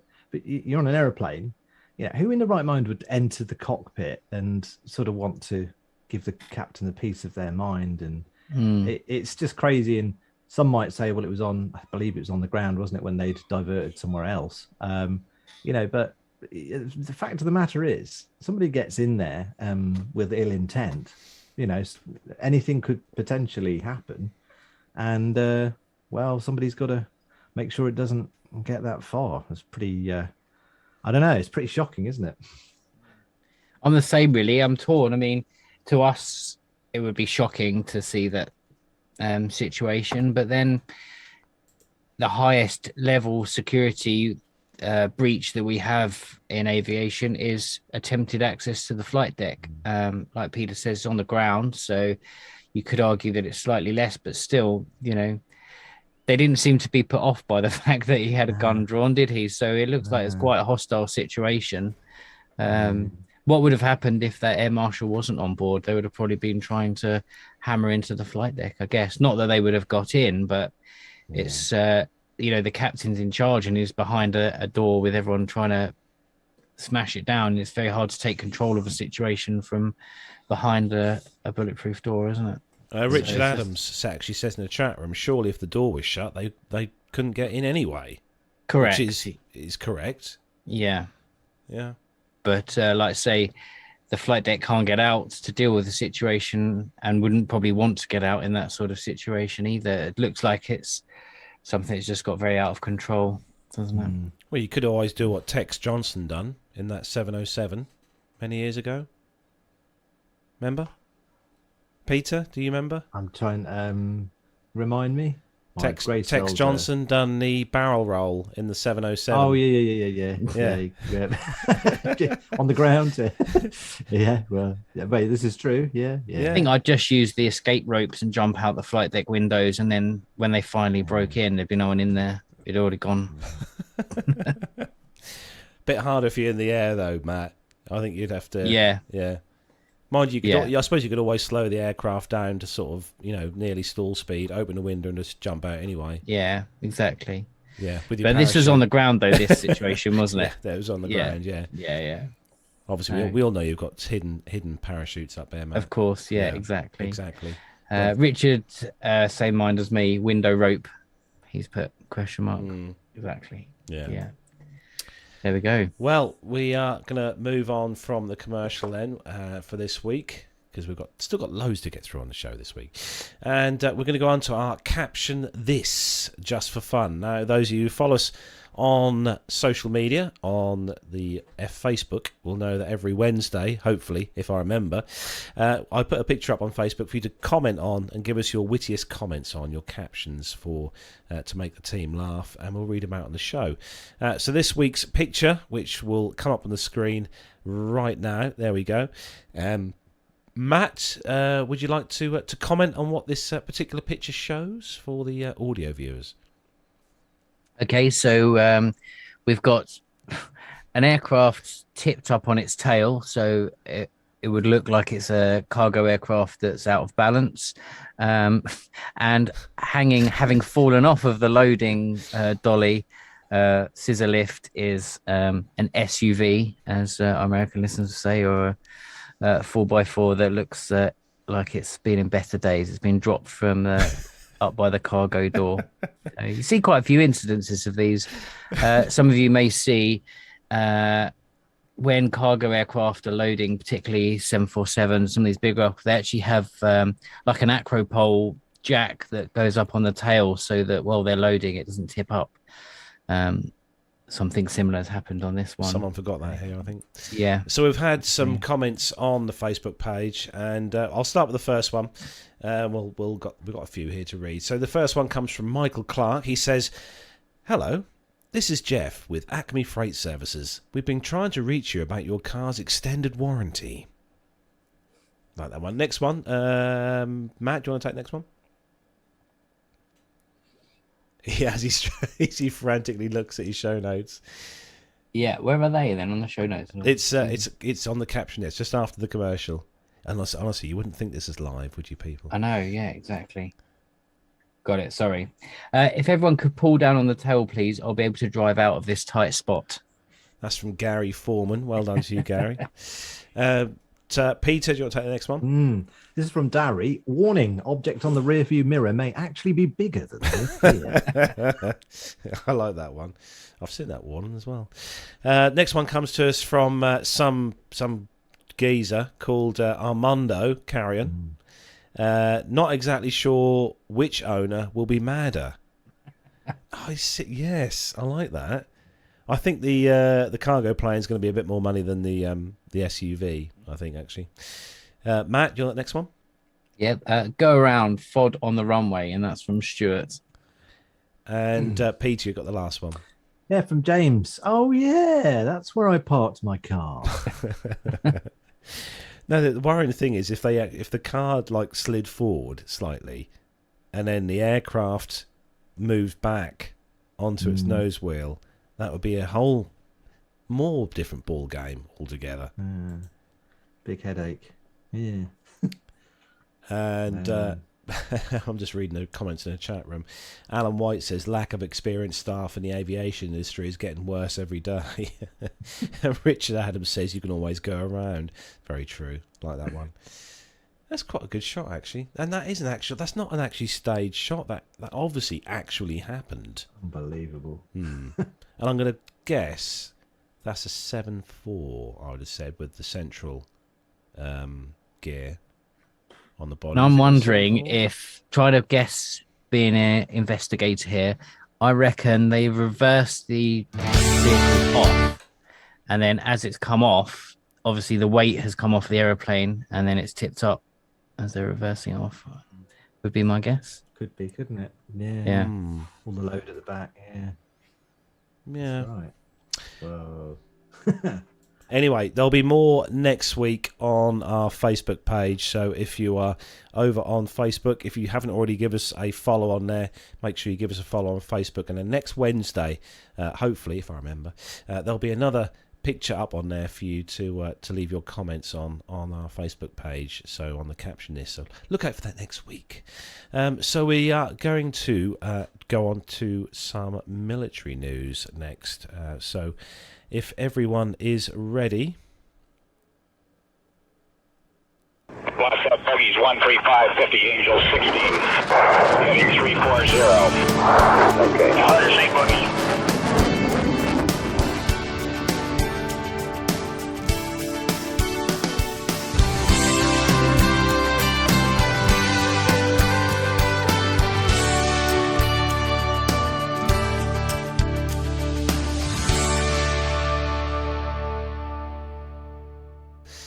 This first one comes to us from the drive.com, and it's the United States Marine Corps has identified 5 crew killed in a tragic MV-22 Osprey crash on June the 8th in Imperial County, California. The 3rd Marine Wing, or 3rd Marine Aircraft Wing, identified the 2 pilots and crew chiefs as Captain John J. Sachs, who was 33, of Placer, California, Captain Nicholas P.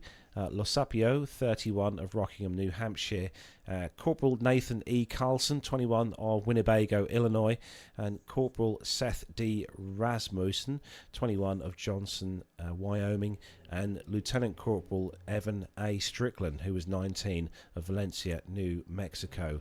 All were assigned to Marine Medium Tilt Rotor VMM Squadron 364, the Purple Foxes Marine Aircraft Group, or MAG 39, the 3rd MAW, and were based at Marine Corps Air Station Camp Pendleton, California.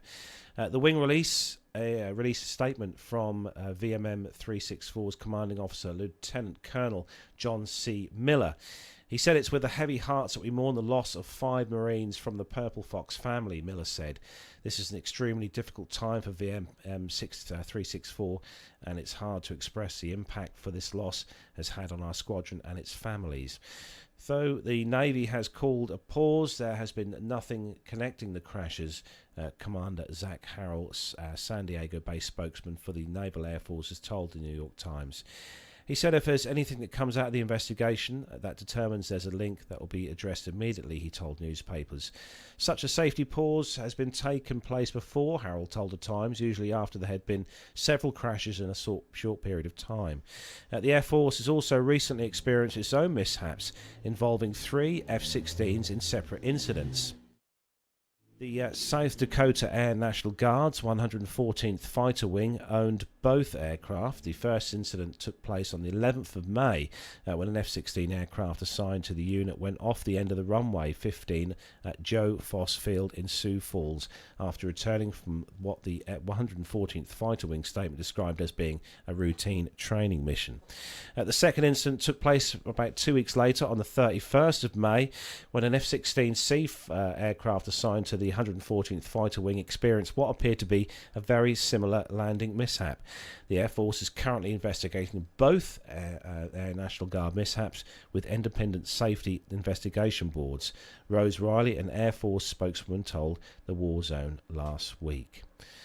And it's very sad, actually, when you hear about these the crashes that happen with anything really, military or commercial. But you know, there's always it's not just the obviously the crews and stuff. There's the families and everyone involved. It's very sad for everyone, especially when because we all know that military units and detachments, all very close knit communities, aren't they? But there's also another military crash that happened in the desert around El Centro, California, the third in the region, 7 days. It comes less than 48 hours after an MV-22 Osprey killed 5 Marines in the same area. And there's also another one here from the drive. In the wake of recent crashes, 2 of them fatal, a safety pause for all non-deployed Navy and Marine aircraft went into effect this week. As a result of recent crashes involving the US Navy and Marine Corps, Aircraft Commander Naval Air Forces have directed all non-deployed aviation units to conduct a safety pause on June the 13th in order to review risk management practices and conduct training on threat and error management processes. Wow, so there we go. It's not good reading these, but obviously we cover these in the military news each week when we have to, obviously. But I was actually at work this week, and there was two V-22 Ospreys actually flew over, and they are such an amazing sight to see flying over those aircraft. Amazing, without question. So, Matt, do you want to take the next one from the aviationist.com?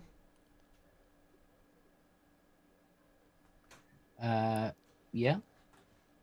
I've got Sweden is looking to replace That's the one. Yeah, cool. Yeah, Sweden is looking to replace its 6 old C-130Hs with 4 second-hand C-130Js from Italy, as the procurement of the latter has been judged as a better option than an upgrade program.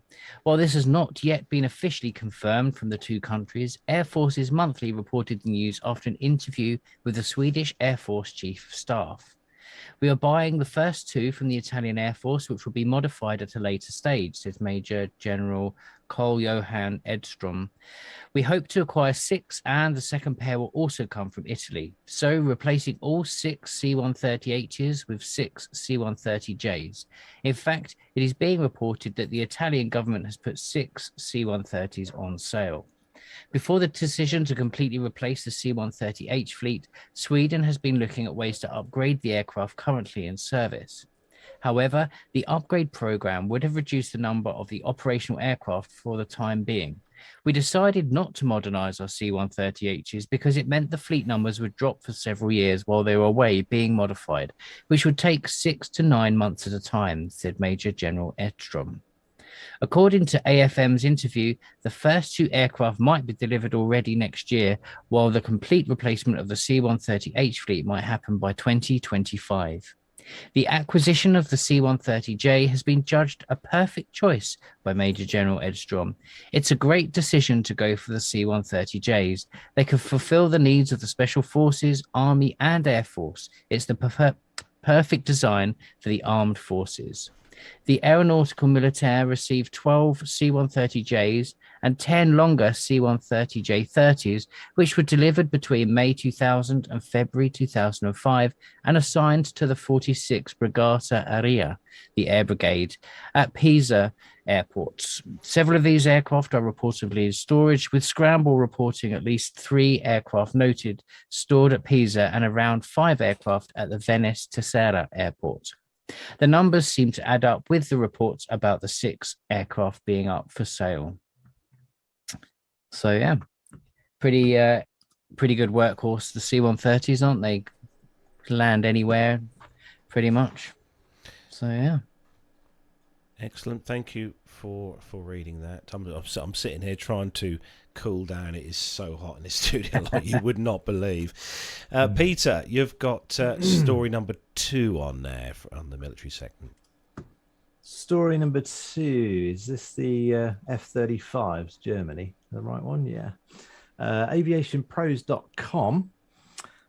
So Germany has chosen an installation near the US-operated Spangdahlem. I have no idea how to pronounce that. I'm sure somebody will come and correct me. Airbase to house the 35 American-made fighter jets it purchased as part of the military overhaul in response to Russia's invasion of Ukraine. The fleet of 5th-generation F-35 stealth jets will be stationed at Boeschel Air Base in the country's Eifel region. German broadcaster SWR reported Saturday, citing an unidentified spokesman, in the German Air Force's Federal Infrastructure Office. The spokesman said the planes will take up residence at Boeing after runway renovation, which is expected to be completed by 2026. The F-35 will fill the role of the aging Tornado jets, which Germany has relied on for decades. The task of nuclear sharing will be guaranteed in the future. The goal is to replace the Tornado by 2030, the German defense minister tweeted in March. Thomas Hichler, a German lawmaker from Rhineland-Pfalz, told SWR that Boeing is the ideal location for the new jets. With the F-35, the Air Force will be able to ensure the necessary tasks of alliance and national defense in the coming decades, he said. The choice of Boeing is significant because the base is reported the storage site of US nuclear weapons in Germany. Given the F-35's ability to be equipped with such munitions, placing the aircraft at Boeing would be seen as an enhancement of the NATO nuclear deterrent in Germany. According to SWR, the decision has sparked new concerns of nuclear conflict and the arrival of more American nuclear weapons in Germany as a result of the Russia-Ukraine war. Germany has spent $18.8 million on construction of a more secure fence at the base, SWR reported, adding that demonstrators were able to climb the previous fence. Almost immediately after Russia launched its full-scale invasion of Ukraine on February the 24th, German Chancellor Olaf Scholz announced the allocation of $107 billion to modernize Germany's armed forces. The replacement of the Tornado jets with a fleet of F-35s is a key part of the effort, as the fifth-generation fighters from Lockheed Martin are considered the world's most modern combat aircraft. So there we are. Let me just turn this fan off here. It's like a turbine. That is a turbine. Honestly, this fan is pretty brutal in this studio. No, that's hold on, let me just scroll back up to where we were. F-35s, noisy, grey stuff, but Jonathan Warner loves them. Although I notice he's not in the chat room this week when he normally is. No, he's not in there. Any thoughts on that story, Matt? I know you're more of a commercial man yourself, but you're not off to React this year. I'm not. No, I have been once before to React when I was in the Air Cadets. We went along. Yeah. Have you been to React yet, actually, Peter? No, I haven't. That's a long time ago. Last time I went to. I've been to years ago. I went to various air shows, but no, I've not been to that one. No. Yeah, I have to add that to the list. You'll have to start saving if you want to go, because it's not the cheapest air show to go to in the UK, unfortunately, as most of our listeners will know. But we've got one more story in the military news to read out, and I've got that for you right here. This one comes to us from the aerotime.aero, and gotta love a refueling story. Actually, funnily enough, saw a 135 come over today from the Ukraine. United States Air Force Boeing KC-46A Pegasus refueled a CV-22 Osprey tilt-rotor aircraft belonging to the Air Force Special Operations Command for the first time. I thought that had already happened. The milestone was announced by the US Air Force's 27th Special Operations Wing on the 9th of June. The mission took place over Cannon Air Force Base in New Mexico on June the 1st, 2022. The CV-22 Osprey tilt-rotor aircraft and its crew belonged to the 20th Special Operations Squadron, while the KC-46A was from the 349th Air Refueling Squadron. The refueling was carried out using the C-46A's centerline drogue system. This capability allows the KC-46 to refuel the Osprey and other drogue-capable, compatible receiver aircraft without any modifications, said Major Benjamin Chase, the KC-46 aircraft commander. He said this importance enables flexibility in missions, planning, and limits the amount of maintenance it takes to prepare for air refueling, especially compared to most aircraft in the legacy fleet tanker fleet. The Boeing CV-22 Osprey is a tilt-rotor aircraft capable of vertical takeoffs, as we all know. I mean, Armando knows all the things about those, with the ability to hover like a helicopter. Once airborne, the engines can rotate through 90 degrees, effectively turning the aircraft into a long-range, high-speed turboprop. The CV-22 is specifically designed for long-range missions, and when you add on top of that an aerial refueling capability, you can extend that distance to the point where you're only limited by how long the crew is able to fly, said Major Anthony Belviso, the CV-22 aircraft commander. The KC-46 can get enough fuel to get multiple CV-22s that much further, both into and out of combat. The KC-46 Pegasus was intended to replace the KC-135 Stratotankers and KC-10 extenders and reinforce the overstretched refueling capabilities of the US Air Force. But the aircraft encountered multiple technical problems since its first delivery back in January the 10th, 2019. After most of its intended missions were suspended, the KC-46A was eventually cleared to conduct everyday refueling missions from its central-line drogue system on July the 9th, 2021. The US Air Force Air Mobility Command has been progressively expanding the capabilities of its new aircraft. Actually, Peter, we're quite lucky here where we live in the east of England. Absolutely. Because we tend to get most of the traffic that's going into Mildenhall flying right over Beccles and Bungay where we live here, especially the 135s, and loads of 135s going over. The tankers. C-17 the other day came over, plus loads of other stuff. We are very lucky indeed where we live here. Yes, there's a lot of unrestricted airspace. I say unrestricted, largely up to about something like 16,000 feet. And you've got Lake and East training areas out sort of off the East Coast and then up to the Wash. And of course, being on the East Coast, stretching back to the history of World War II, being predominantly flat, although Suffolk's more undulating. A lot of it, obviously, airfields that were established here. And it's a real treat. And very, very occasionally, if you're on a walk somewhere, you out of nowhere, something low and fast will go past. Only the once, though. But yeah, we see a lot around here. I think it's really great. Actually, it begs a question, Peter. I've never asked you this, but do you ever work on military aircraft engines? Or can you not say? I'd have to shoot you. Okay, fair enough. No. I'm just thinking, really. I mean, obviously we've done helicopters and things, but it's mainly commercial. I mean, the military obviously they look after their own aircraft, and one of my colleagues is ex military, so they tend to do their own thing, really. A completely different set of sort of regulations and so on. So it's just largely commercial we deal with. I can imagine your face if one day you got asked by your boss, Peter, could you go out and check the engines on this fleet of B-52s? There's a lot of engines. That's a lot of That's how many weeks do you want me to stay there? So I put a tent underneath the aircraft. Mixed blessing, I think. But an important job you do, though, Peter, I will say. An important job you do. Good.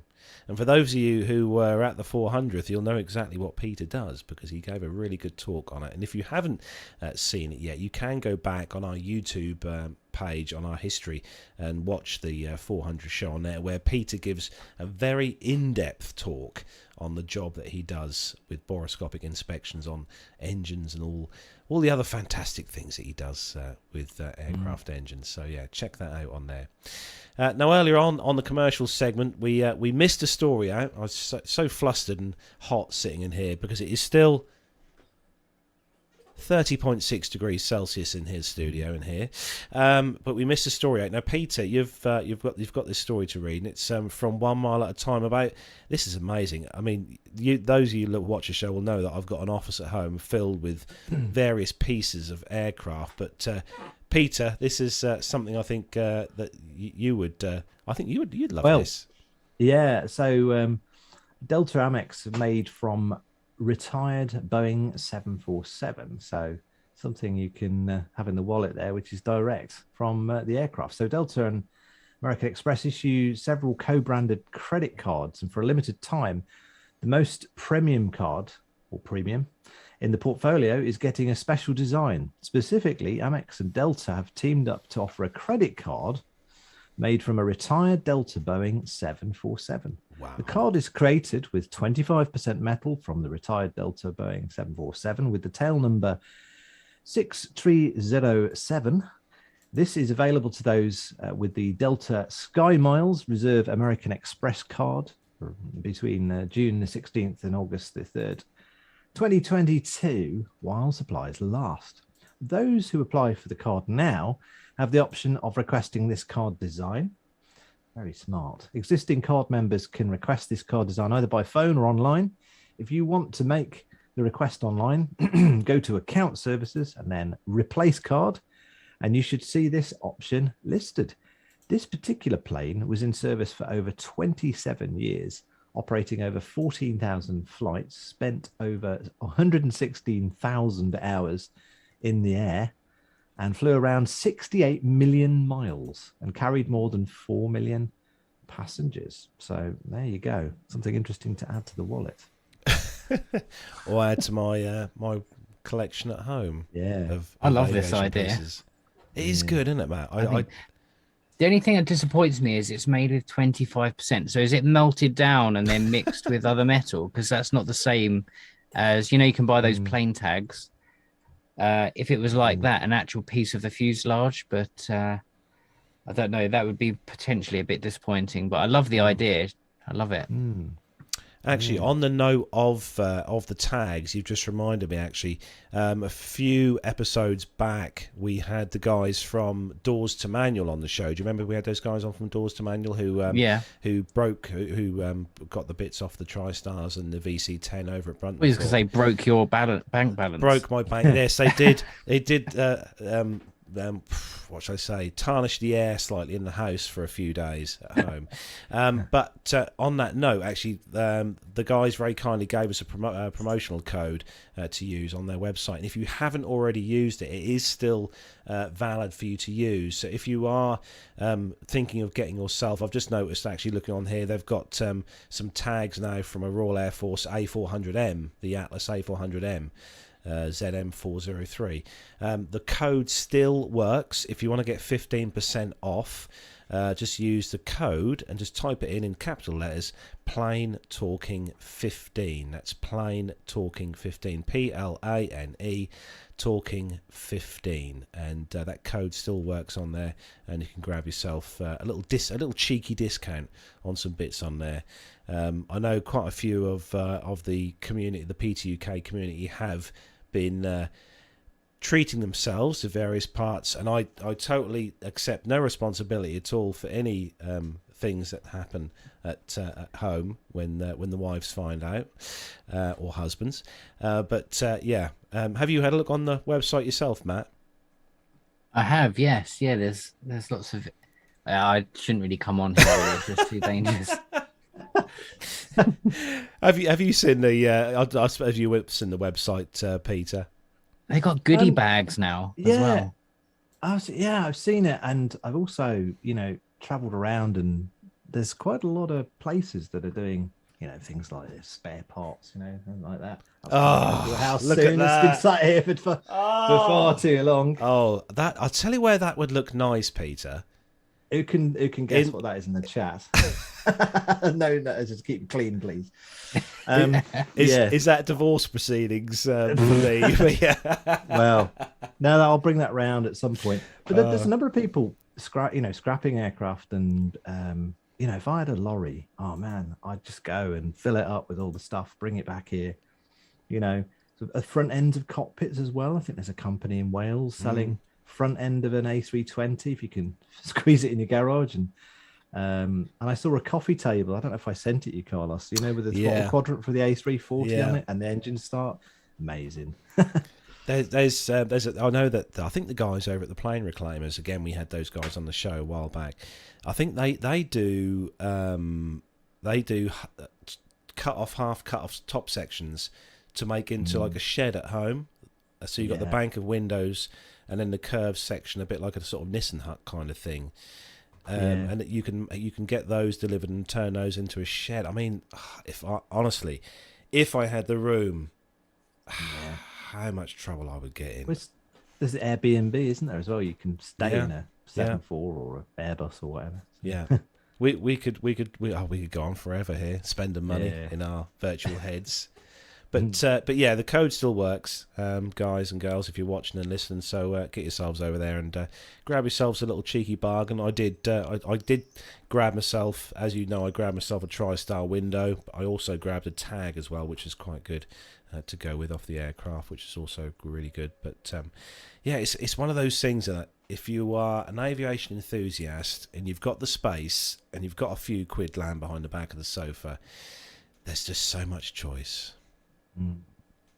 So much choice. Endless possibilities. What's your next purchase going to be, Matt? Anything Airbus related? It's endless, isn't it? I don't know. He's looking now. I can see. You can almost see in his eyes the screen. Yeah. I think some of the little either rotors or stators from engine parts are quite cool, aren't they? I've got a couple of tags actually. I've got a DC-3 tag, which is one of my favorite aeroplanes, and I've got a 321 as well. So very good. So I suppose we better start to wrap up the show, really, haven't we? Let's have a look at the social media links. Actually, before we do the social media links, actually, I have a spot of news. I'm just going to pull up on front of me here so I know what's going on. So, one for your diaries. If you are in our neck of the woods here in the East Anglia region, remember a few years back we had a flying meet up at Seething Airfield. That's Echo Golf Sierra Juliet EGSJ. Now the guys there at Seething are having a summer flying there. This is happening on the 3rd of July this year, on the Sunday the 3rd of July. Me and Nev are going to be there. We're going to be there with Nev's muff and the camera. We're going to be wandering around chatting to various people there. It's going to be quite a big day. Hopefully the weather will be like it's been today, which will be, well, it'll be fantastic. But they're going to have a summer flying. Anyone who wants to fly in can fly in. You just need to contact the airfield for more information. What I'll do, if you are listening to this as an audio podcast, I'll put the information on our Facebook page and social media so you can see that this what date this is on and a day. And as I said, the airfield if you donate a small £10 donation to the airfield, they'll cover your landing fee and lunch, which is £7 per person. You can also visit the airfield museum free of charge on that day. There is local B&Bs available if required, but like I said, I'll put the information on our social media page for you to see. So that's Sunday the 3rd of July 2022 at Seething Airfield. So if you can fly in or drive in, it'll be great to see you. We will the half of the team will hopefully be there at least to see you. So there we go. So Peter, you going to come and see us? Oh yeah, absolutely. Wouldn't miss it for the world. There we go. You can meet Peter. If you haven't already met Peter, you can come and meet the star himself, Peter Collins. There you go. And hopefully Matt will get a day off work and he'll come over as well and see us all. If you fly in, just don't be scared if you see Peter just lifting the cowlings up on your aircraft, start prodding around in it. Oh, social media links then. Social media. Where can you find us on the old social media platforms? So, Facebook, Twitter, and Instagram. Search for us on there, Plain Talking UK. Our WhatsApp number is +44 757 22 49166. If you want to send us a picture in, you can send us a picture in, or audio feedback, because we'd love to have some audio feedback on the show. Why not subscribe to our YouTube channel? You can get notifications when we go live. You can help shape the conversation of the show by joining us in the YouTube chat room. Just go over to youtube.com, search for Plain Talking UK, and on our website as well you'll find the Amazon link. If you do your shopping on Amazon, just click on the link, do your shopping via Amazon. Doesn't cost you a penny, but does give us a little referral fee every now and again, which is quite good.